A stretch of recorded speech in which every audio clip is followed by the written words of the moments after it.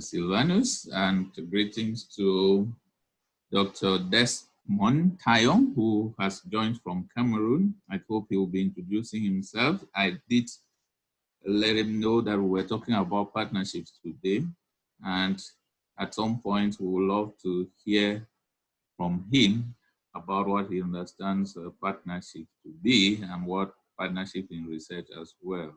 And to all of us as well, we would love us to contribute by participating, by jumping in. You could indicate in the chat box if I'm going ahead and you have something to drop, please just come on and we will give you the opportunity to say what you want to say related to our topic for the day. In addition to the introduction, I would love to say that this is series 2 of our webinars that we have been doing. For this focusing on research, we started off by building foundations into research. We discussed partnerships. We discussed ethics in research, and today we're looking at partnerships in this series 3. So we are so glad that you are there. There are some other people who will be joining, but we'll keep going. And today we're talking about partnership. And I wanted to begin by asking us what we know about partnership when we hear the word partnership. What immediately comes to your mind when you hear this word partnership? Anybody to say something? For me, when I hear partnerships, I think about two people. When I hear partnership, I start thinking about two structures, about two people, about two institutions coming together for a particular reason, to share ideas. It could have so many other things that come into play, but immediately when I hear partnership, I think of two structures, I think of two persons. Is there any other person? What do you think when you hear about partnership before we go into the potential benefits of partnership? You could as well raise your hand. You could as well. When I was reading about partnership, I know that all right, Sean is saying partnership is an arrangement of shared burdens and benefits. Yeah, it's very important in partnership to know about the burdens and to also know about the benefits. I think when people come together, they would like to share the burdens. What are the troubles? What are the challenges that they have in a particular idea or business? And therefore, they would like to look at what are also the advantages and to make sure that they all share, they all contribute into these, either into the challenges or into the benefits. And it is very, very important in partnerships, not only to think about sharing the challenges, but also to think about sharing the profits that come from the partnership that you are engaged into. And each partner, there is also a second comment. Yes, from Julius, is things that it is agreement and responsibilities. First of all, you have to agree. Once coming together, there is need for agreement. And that agreement comes because people come from diverse backgrounds. Companies may be from diverse backgrounds. Institutions may have their personal viewpoints, but then they have to agree to work together. Once so there must be that agreement at the beginning, and therefore they will equally agree to share responsibilities as they build their business. Thank you too for the inputs. I know there are many other inputs that could be coming, and we would love to continue to say that when two or more persons, two or more institutions come together in partnership, they will of course invest their know-how, their finances and everything into the business. And in this case, we're talking about research. And You will, of course, invest your know-how, your technical professional know-how into research partnerships as you come together, invest finances, and be ready as well to share in the benefits as well as in the losses. So as we discuss this, and from for the same ideas are coming from Desmond as well. Thank you. And as we look at partnership, let us look at what are the potential benefits when people come together, when people work together in partnership. I didn't want to go into describing the different kinds of partnerships that exist. Let us just move ahead now by looking at the potential benefits. What will people gain when they work together? So we already mentioned that there is more capacity when people come together, and it is necessary to develop this for research, including even disability inclusive research and social science as well as health research. Partnerships provide structures for ensuring the inclusion of people who are not often included. The first point we look at, we see that once in research, once you come together in partnership, you will be able to develop capacity. Research capacity is really diverse, and we know as we do research that there are some people who are more gifted, for instance, maybe in different capacities. Let us take, for example, in data analysis, in literature review, and so on. Even though all researchers are bound to know all of this, but when we come together in partnership, we'll be able to develop each other's capacity. We'll be able to benefit from another person's capacities as we work together. We are doing a research in the PIRL project, and we're trying to run an online survey, taking into consideration different accessibility, and it's not everybody in the team that is able, that has that capacity, but there are some people who have that capacity, and we are learning from each other and growing. So meanwhile, if were something done by one person, it will be very difficult to go through that bit of the research. So when we come together, we develop each other's capacity, we learn from each other, and the research becomes more successful than it would have been.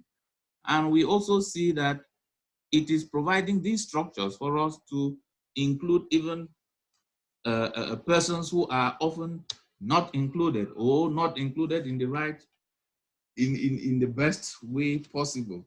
We are doing disability inclusive research, and we have discovered that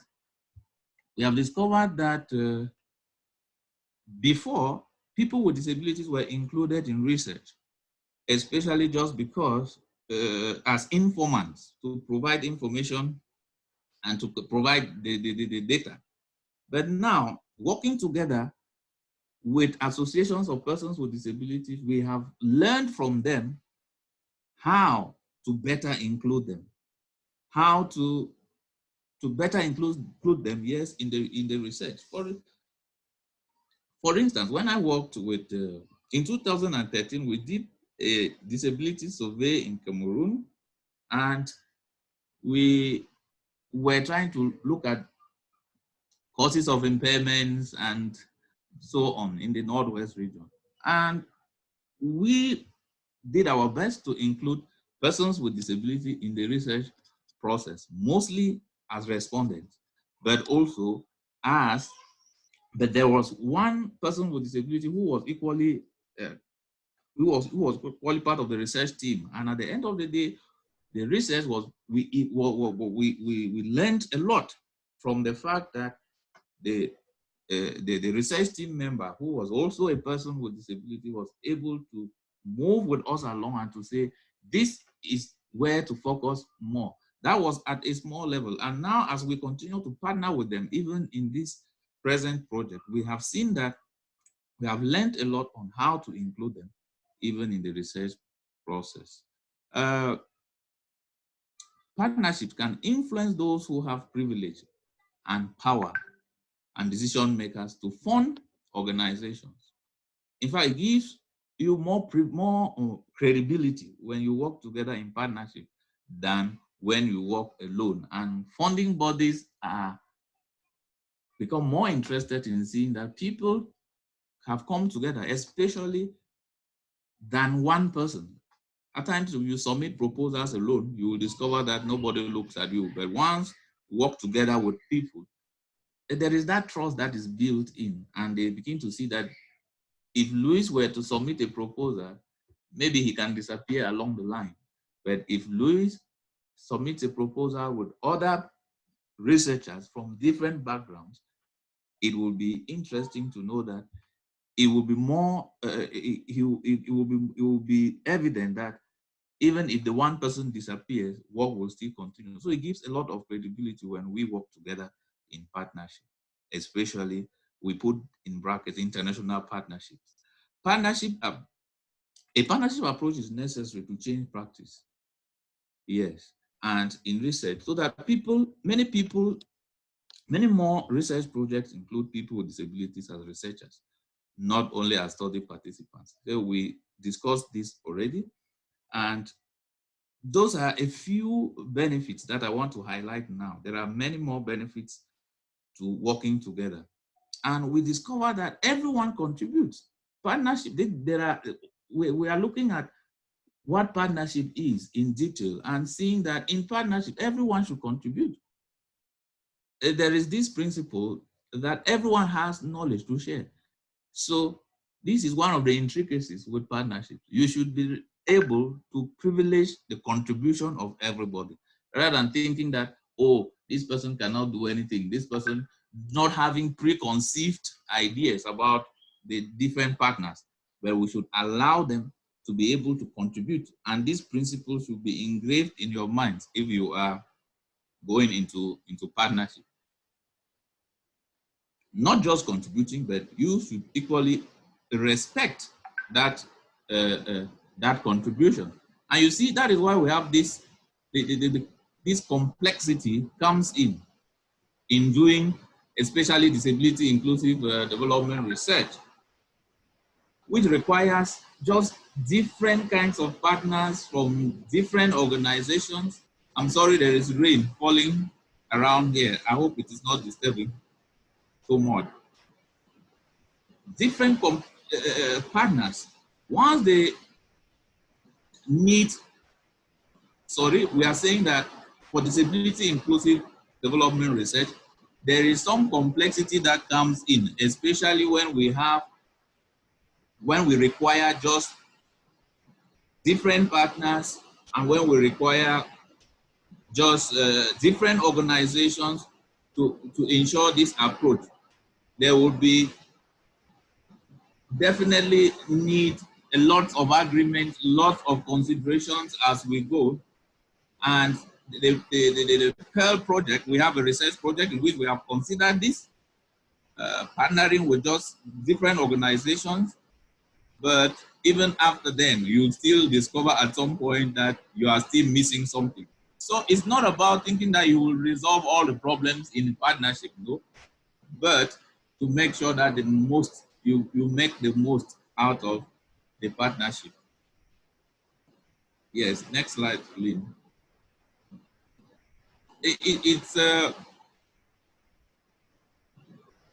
We can try to anticipate some of the challenges that we can have in building partnership, like I already mentioned, with large groups. And before you came, you heard Lynn talking to Sean and saying how we had read some of his literature on this, on partnership. And there is just a lot of literature on this. And we just want to highlight a few challenges that you can have. Of course, each institution coming into partnership will have their expectations. The funder of the project has its own expectations.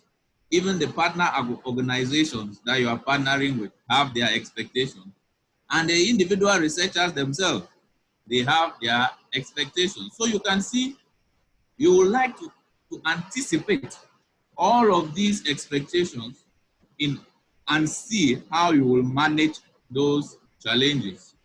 For instance, we are into partnership in the project that we in the PIRL project.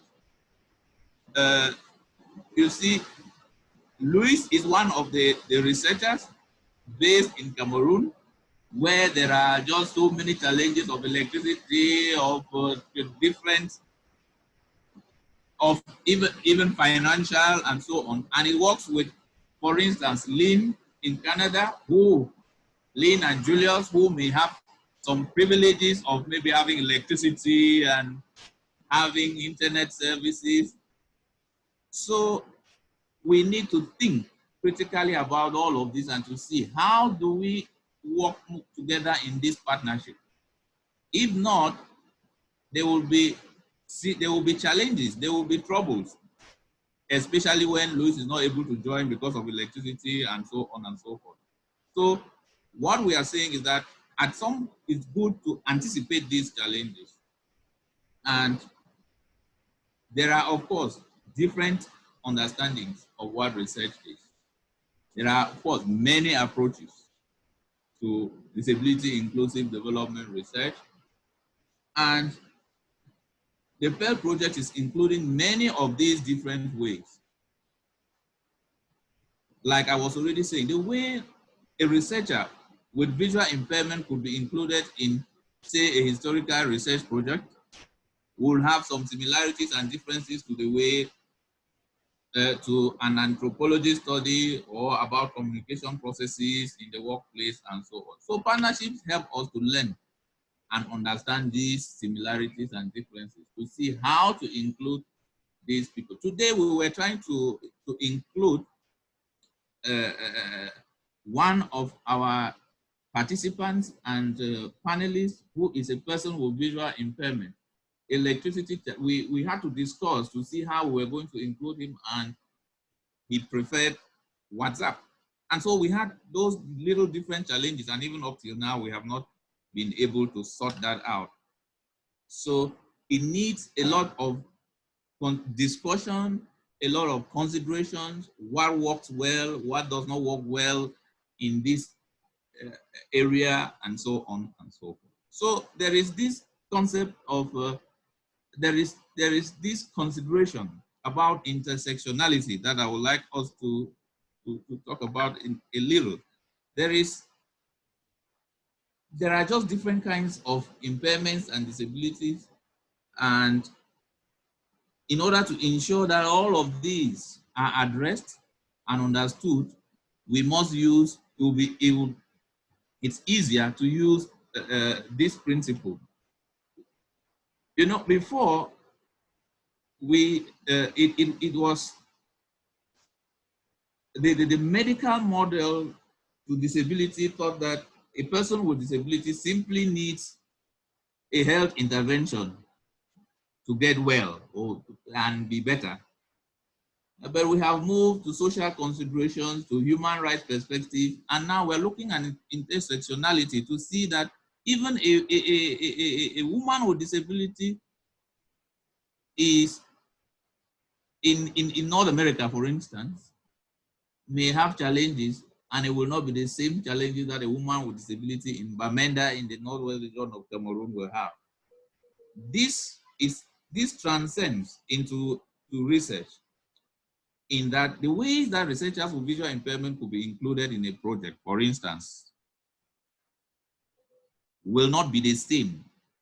Maybe a person with visual impairment in Canada may have certain privileges that and the same person with visual impairment in Cameroon would not have. So intersectionality tells us that we should consider each individual and that individual's challenges and the context, etc., rather than group everybody into one. So it also adds to the the complexity of inclusion, of partnerships, and so on. Looking at, for instance, the structure of research partnership, you will see that there is a lot of details that you will need to discuss. Moving from who is the principal investigator, what are the principal investigator roles, who will be the researchers, who will be the research assistants, etc., etc. So if when you are in the partnership, you will need to consider all those details which hang around a research structure, and to share responsibilities as well as failures. You know, in partnership, the success of the business, let me say so, is the success of everybody. It doesn't matter the level at which you intervene, whether you intervene at the preliminary level or the final, the success is that of everybody.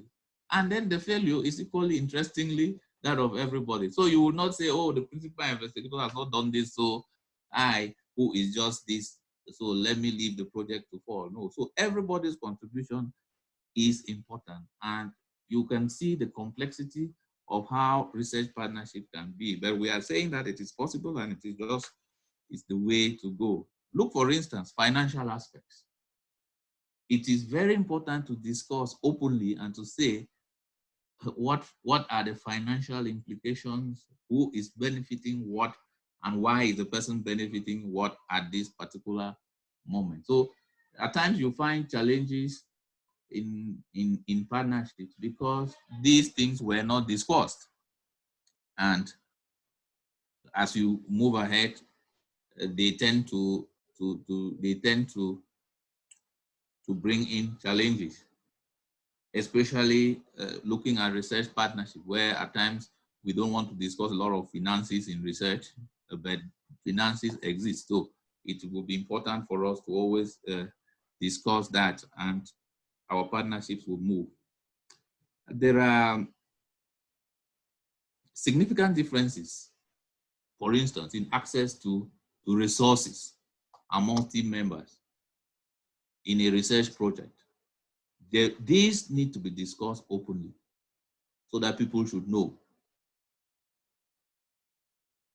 There are times that I will ask Lynn to send me a paper because she may have access to certain libraries that I don't have access to, and she will be able to give me that resource.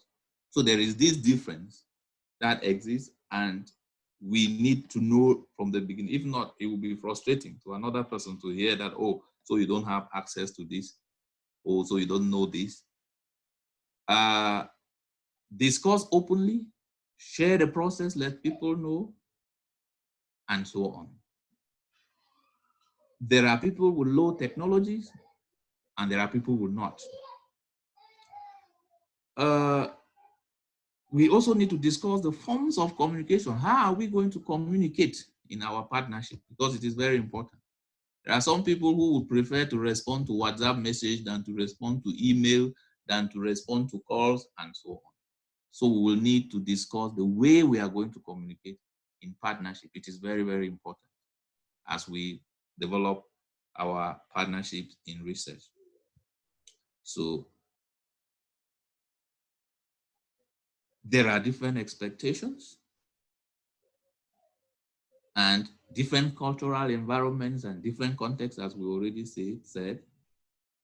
You may, like I was talking about an article, you may find that different contexts, different universities have different contexts, and it's not because somebody is from a university that you will say, okay, university is supposed to be like this, and so there are different contexts. There are different, significantly different expectations from different universities on different processes, research processes, etc., that we need to consider and to build that into the partnership in which we are going into. Next slide. All right, so we want to look at how partnership organizations can benefit from participating in partnerships. And we had already discussed a few benefits that we can have. And we see those with more privileges we need to develop better understanding of those who are marginalized. If not, they will never, it will not work. The partnership will not work if the person who has more resources, more privileges, doesn't understand, especially the marginalized group. We are looking at disability inclusive research, for instance. We need to develop a better understanding of technologies, engage in better research projects, and to develop better outcomes. So another advantage is that all the partners will have a stronger and broader local, national, and international network. Once we work together, we will have different networks and we'll be able to be open to the world, especially in international collaboration, rather than remaining in our own little corner. So there are just different advantages that we can have working together. I think I have rushed a bit, and towards the last, but we think this discussion may need continuation. Lynn, I'm getting you. I think you can cue in to end from here. Thank you, Luis. We were hoping that Sam Nyingcho would be able to respond and provide some comments, but I don't know if he's with us. Hello, Lynn. Yes? Sorry for the delay. Actually, we are having a little challenge with connection, but I'm sure Mr. Sam is online because I'm connecting him through WhatsApp. So let him try to express himself. Hello, Mr. Sam. Thank you. Go ahead, Sam. Yeah, good evening. Hello?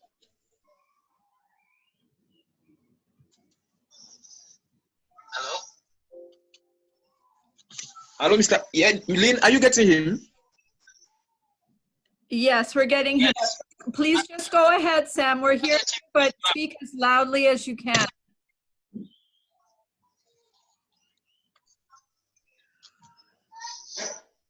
Hello, Mr. Sam. Good evening. Yes. They are getting you. Just be speaking. I said. Yes. Stephen. Yes, sir. I said. Yes. Can you send me the Zoom identity? Send me the ID, the meeting ID on Zoom.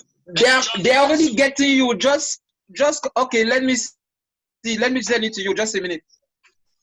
Okay, so while Sam is getting connected, we can mute Stefan and we'll go ahead to Dr. Komita to provide some responses. So Dr. Komita, you have about 5 minutes or so.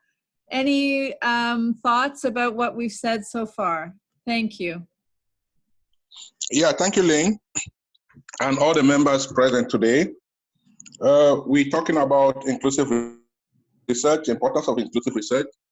Basically, we are, for the PIRL project, for example, we are dealing with people with disability. And it is important for us to have this bottom-top approach, because if we have bottom-top approach, we better understand the people concerned will be better involved in the project. So including them in the research proper, from conception, execution, and everything is important. It's important. And then talking about cross-international research or collaboration, participation, it is important because we get to learn new ideas, we get to learn new ways of doing things. People get to share their experiences from different areas of the world, and it makes the whole stuff more interesting and more useful. And we get to learn people's culture, we learn how people go about their daily activities and whatever thing they're doing, and their own challenges. And because of that, it's better. Nowadays, cross-disciplinary research is very important. It is more encouraged than individuals carrying out single or like on their own particular research. So when a funding organization says that this group is made of a cross-section of people, it's important. It's advantageous to them because they know that with different ideas from different areas, they will make the project better. So this is an important issue we're discussing today. It's very important that we really look at it and we think about it in greater perspective, because it's the key today to most funding organizations. When they look at it, they always try to say, who are those who are involved? Which disciplines do they come from?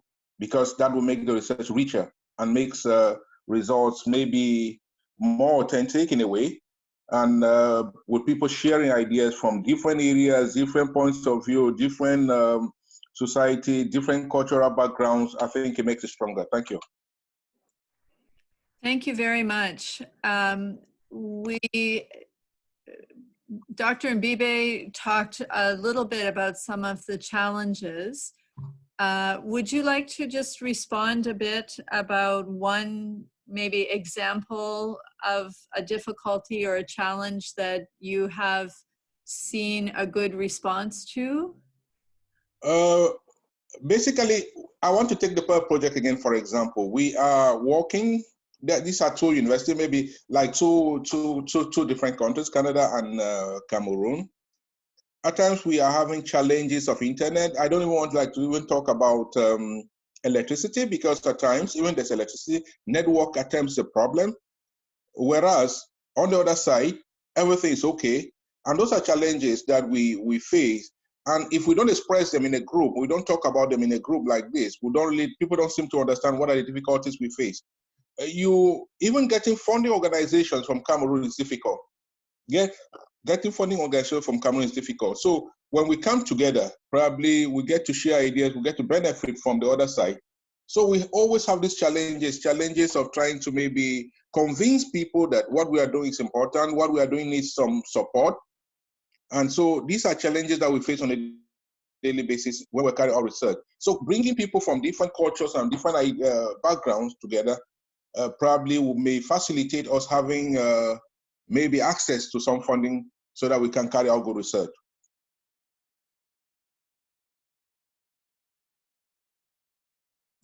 Thank you.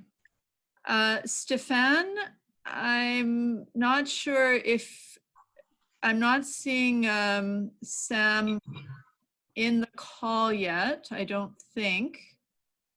Do you want to just give us a quick update? We can come back if you think we should, or what would you like us to do?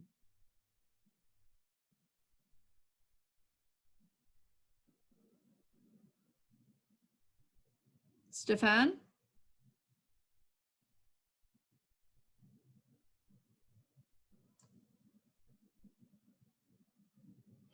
Okay, so I guess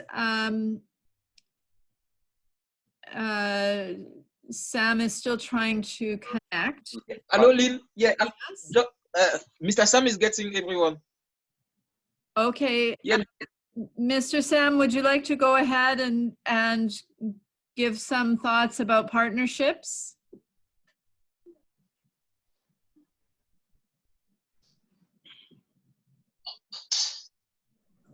Hello? Yeah, Mr. Sam, they are listening to you. Yes, can you repeat the question? She wants you to talk about international partnership in the case of the research. Except that we're not hearing Sam very well.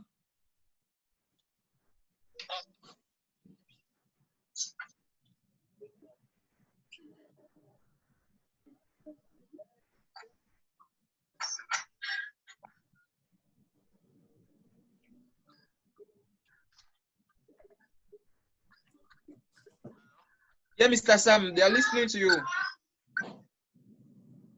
We are not hearing Sam.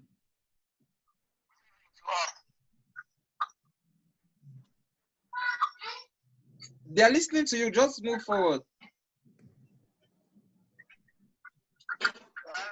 I will just be sharing my perspective based on previous discussions that we've had, of which I know we are talking about international partnerships in research.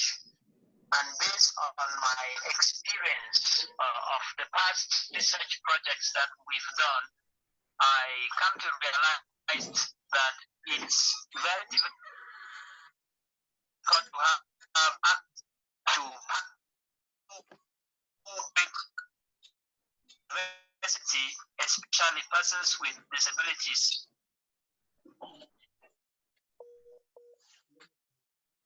academic field, so difficult to really engage in research.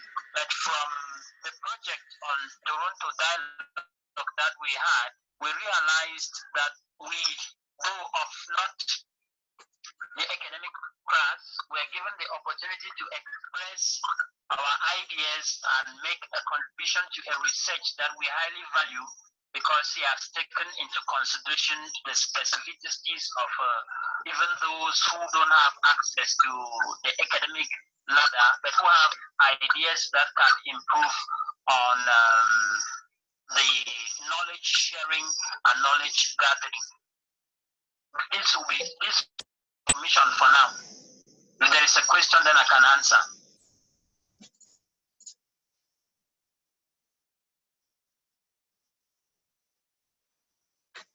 Hello, Lynn. Thank you, Sam.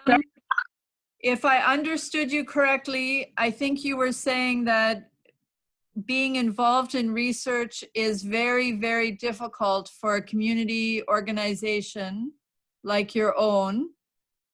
But in the end, you felt that you learned something or you benefited from it. Is that correct?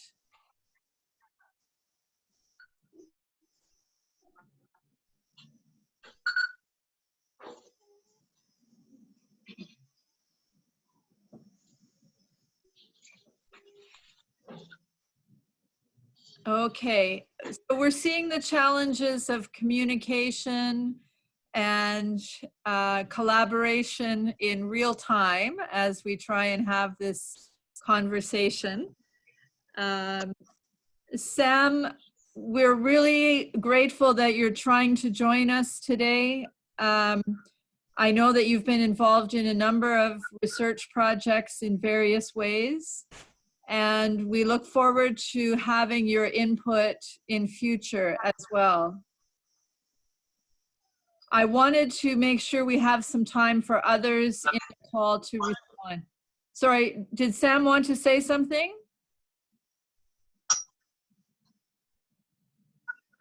I was just saying thank you for getting me on board. I just hope we will do proper planning in future so that the participation can be more effective than this. Thank you. Okay, so we'll now open the discussion to anyone else who is part of the meeting. If you have any reflections or comments, what did we miss? What are your lessons? Anything that you'd like to comment on?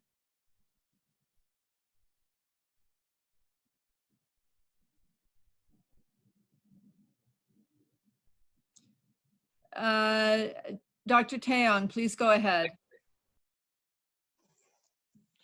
Thank you, Lynn, and thank you everybody for having me today. I am Dr. Taeyong. Maybe let me just introduce myself first. I'm Dr. Taeyong Desmond, a lecturer in the University of Bamenda, specifically the Faculty of Economics and Management Sciences. I've been following up on this PIRL program for a while now. I even attended the last seminar, I think it was 4 days in Bafusam. I was part of it, and it really got me interested in this inclusive education and its importance. It is rather unfortunate that the last, I don't know whether 2 meetings I was not able to join, but when I look at the topics that were discussed, very interesting. I think I missed a lot. I think ethics was part of it, and today we are looking at partnership. Well, I always look at partnership as one of the best forms of working, no matter the domain in which we find ourselves, or no matter the type of research we actually intend to carry out. Working as a team always takes into consideration maybe the objectives of both sides, or 2 or more persons coming together to try to see how mutually the benefits can go around. Everybody can have a part of that benefit.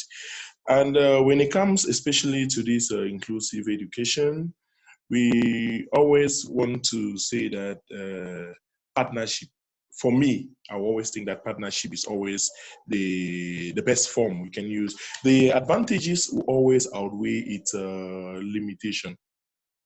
They will always outweigh the limitation.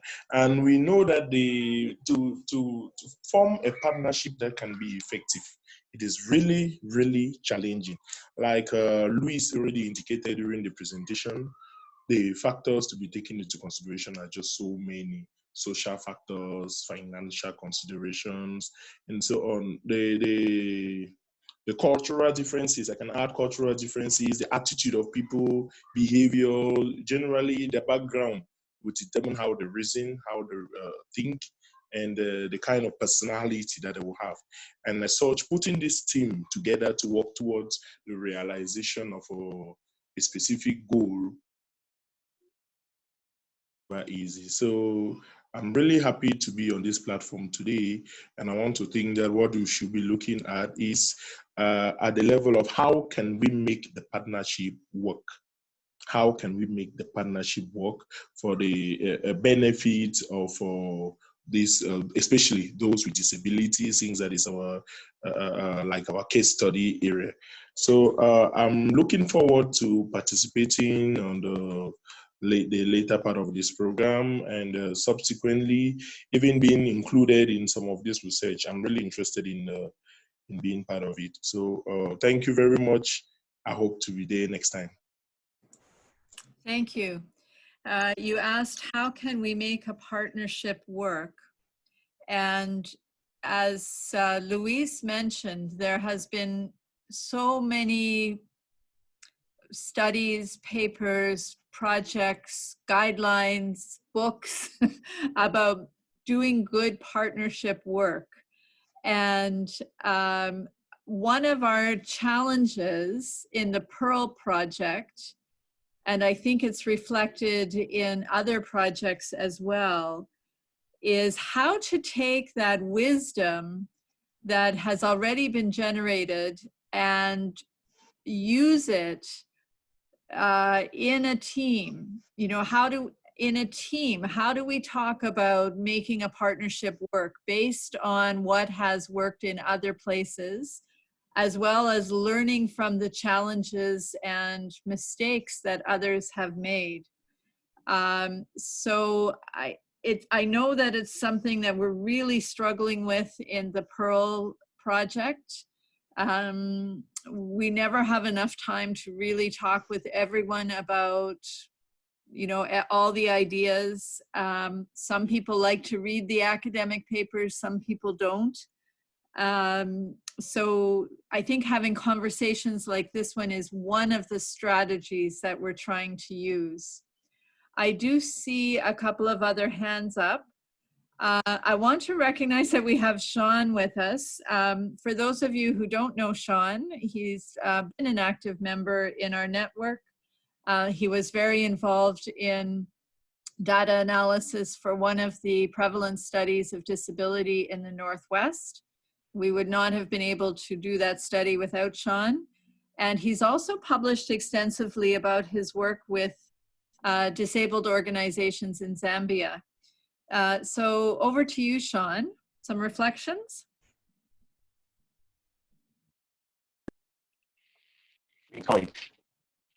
It happens sometimes on these meetings that I get excited and start to speak quickly. So if I do, please feel free to remind me in the chat to reduce my speed. Lynn, thank you very much for those kind words. And you provided an excellent introduction that leads into the question that I wanted to ask the group today.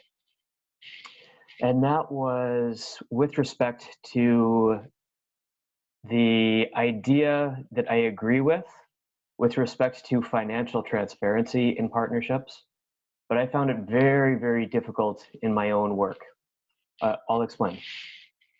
So it's now been approximately 7 years that I've been doing research in partnership in Zambia, your Southern African neighbor. And with this work, I have many different types of partnerships. For the most part, my partners have been people of a different profile than most of you colleagues that I'm hearing on the call. Many of you I hear are affiliated with universities and are speaking the language of research that is very familiar to me. I have had minimal partnerships with these folks, but what has been more common is people on two different levels. The one level would be what I will refer to as executive leadership among the disability movement, people who might be more similar to Mr. Samuel, or if he's still here, thank you very much, Samuel. It was nice to hear your voice today. So that is one level of partnership. Another level of partnership has been with disabled persons organizations in the village. And an additional level of partnership has been with my research assistants who have worked with me as employees, generally people who have recently finished their university studies. And what I've found is that discussing finances has been very difficult, especially because even though the budgets are very small from the standards that my colleagues are accustomed to in Canada, the numbers are very large among those that I'm partnering with in Zambia. And as I've gotten to know people better, I'll use the example of the research assistants. A few of my assistants have come into coordination roles where they've been responsible for financial management themselves. So I've started to open up slowly with financial details to them. And when I discuss the possibility of being more transparent with people at the village level, my research assistants think that this is an absolutely impossible thing, and that as soon as we start to talk about money, it will be impossible to speak about anything else besides money. So I wanted to put forward that challenge to other people here on the call and learn from any wisdom that you might have in terms of how I might think about this for my own research, with possibly moving towards greater transparency or maybe thinking about it in a more nuanced way. Thank you.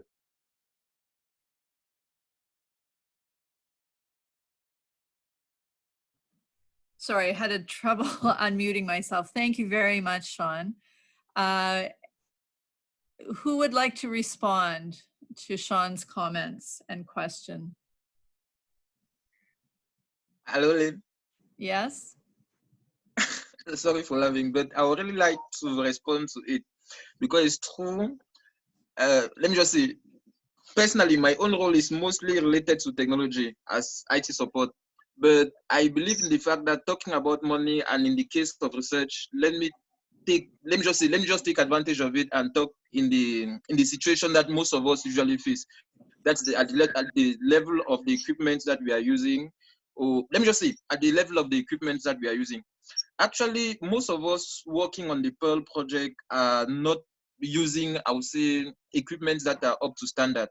And coming back to what Mr. Sean was saying, that when they start talking with Africans about money, it's as if they will just be talking about money and don't talk about something else than money. And personally, I just want to make a little proposal.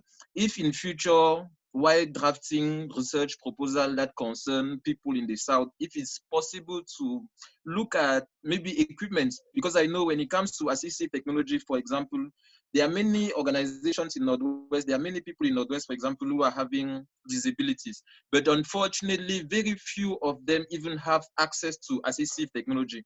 And when we look at the cost also of those equipments, those are equipments that are really expensive. And I doubt that we can expect any of those type of organizations to be able to afford those type of equipment. So I just wanted to make the proposal that why maybe, let me just say, why drafting research proposal, it should be necessary to take in consideration acquisition of equipment that would also contribute in making the people with disability to be more productive and also contribute better to the projects. That's what personally I wanted to say. Thank you very much, Stefan. Very, very important comment about the importance of having equipment, technology. You know, I'm not sure if everyone else knows, that that is also a big part of the PIRL project. Mr. Nyingcho will remember that about 5 years ago, we put a lot of time and effort into trying to get a big grant to look at assistive technology and providing better technology for people in the Northwest. We were not successful and we lost momentum on that grant, but you're reminding me that maybe that's something that needs to be returned to. So thank you for that comment. Anyone else want to respond to Sean's comments and question?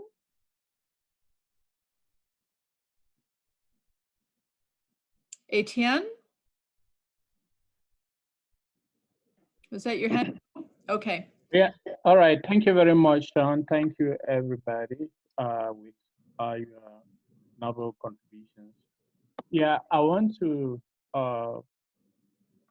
point out that partnership, especially when it comes to research, it also needs some degree of education and sensitization, which many of the locals are not very familiar with.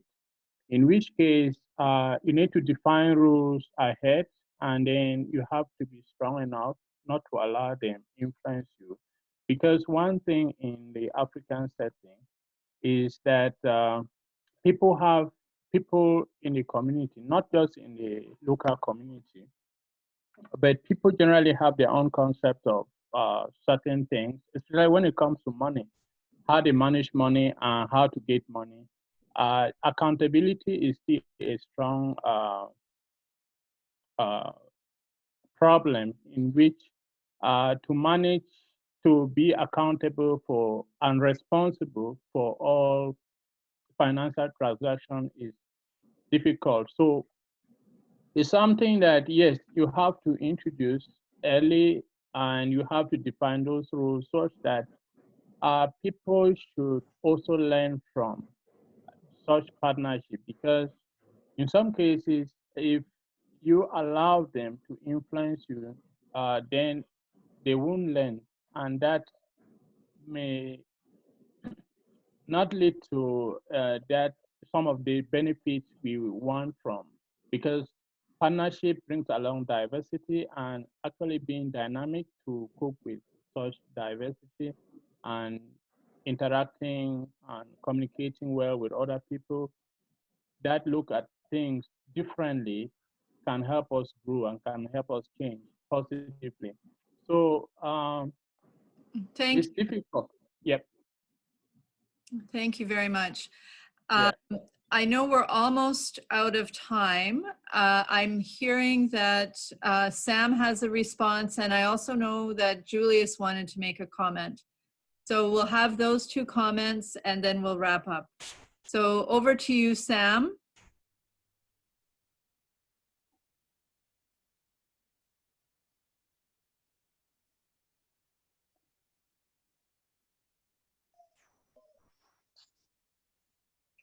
Hello, Mr. Sam.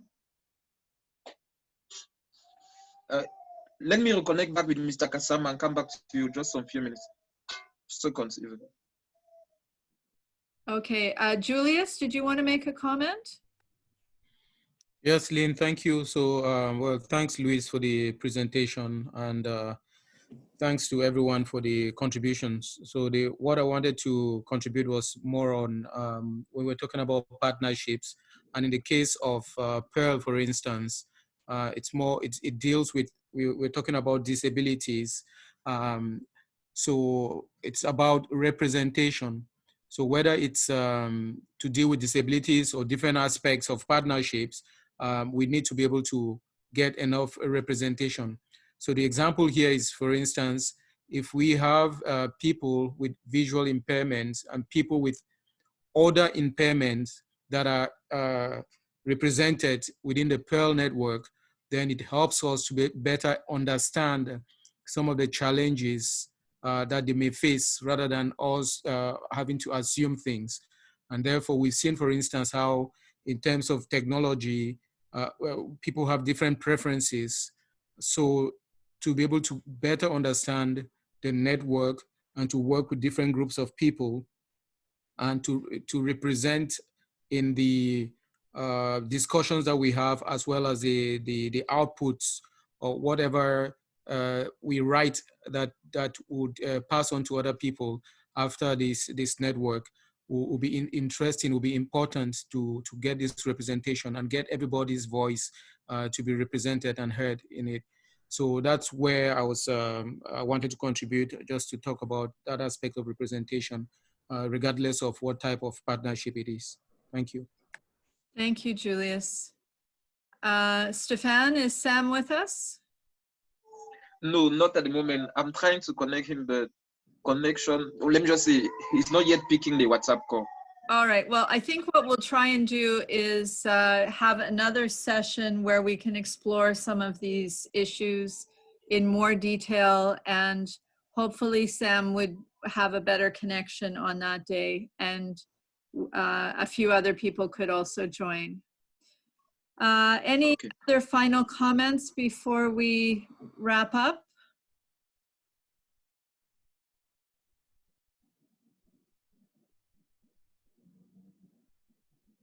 All right. Well, thank you all very, very much.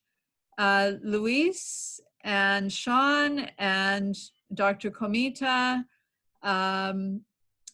Taeyong, everyone who participated, Stefan and Sam, thank you very much for joining despite the difficulties.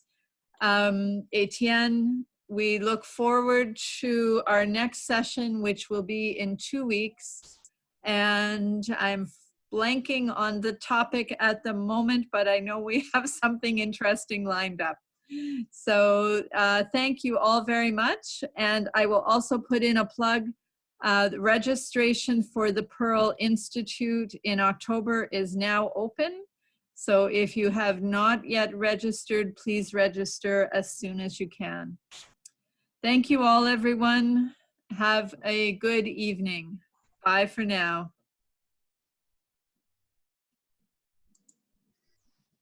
Right. Thank you so much for joining.